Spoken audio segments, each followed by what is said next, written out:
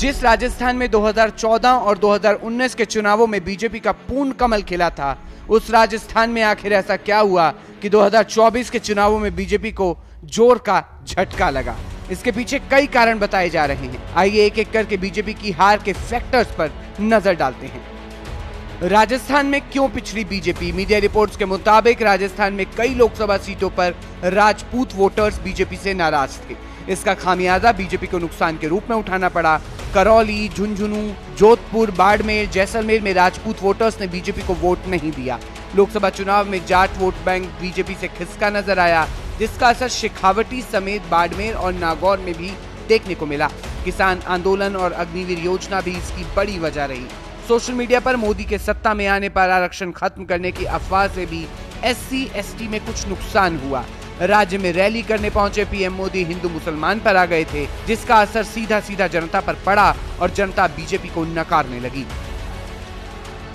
3 तलाक पर कानून हमारी मुस्लिम बहनों की मदद कर रहा है और मेरी मुसलमान माताएं बहनें समझे, ये 3 तलाक आपके जीवन पर तो खतरा था ही था। मेरी मुस्लिम बेटियों के सर पर तलवार लटकती रहती थी। मोदी ने आपकी रक्षा तो की है, लेकिन मोदी ने हर मुस्लिम परिवार की भी रक्षा की है, क्योंकि मुस्लिम परिवार का वो पिता वो कभी सोचता था कि बेटी की शादी करके भेजा तो है, 2-3 बच्चे हो जाएंगे, उसके बाद अगर वो 3 तलाक करके वापस भेज देगा तो मैं बेटी को कैसे संभालूं। भाई को लगता था अगर 3 तलाक के कारण मेरी बहन घर वापस आ गई तो मेरा परिवार कैसे चलेगा। हर मां को लगता था कि इतने उत्साह और उमंग के साथ बेटी को शादी करके भेजा है, लेकिन 3 तलाक कह करके अगर बेटी को लौटा दिया तो मेरी बेटी की जिंदगी का क्या होगा। यानी पूरा परिवार 3 तलाक के नाम पर लटकती तलवार के नीचे मुसीबत में जिंदगी गुजारता था।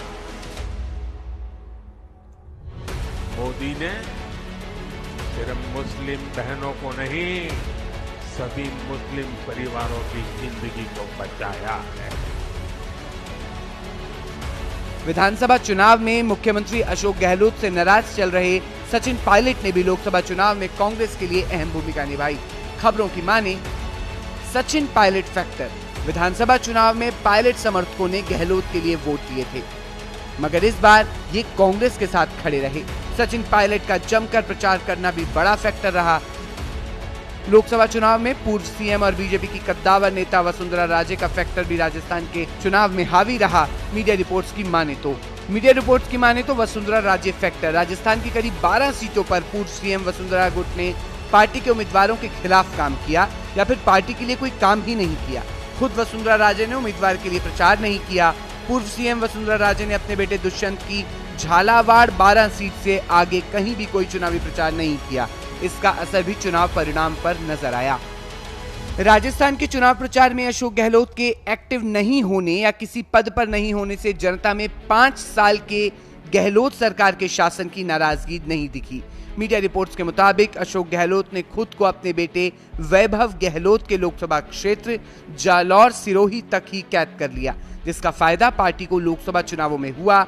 अशोक गहलोत से जनता की नाराजगी का अंदाजा इस बात से भी लगा सकते हैं कि पब्लिक ने वैभव गहलोत को हरा दिया।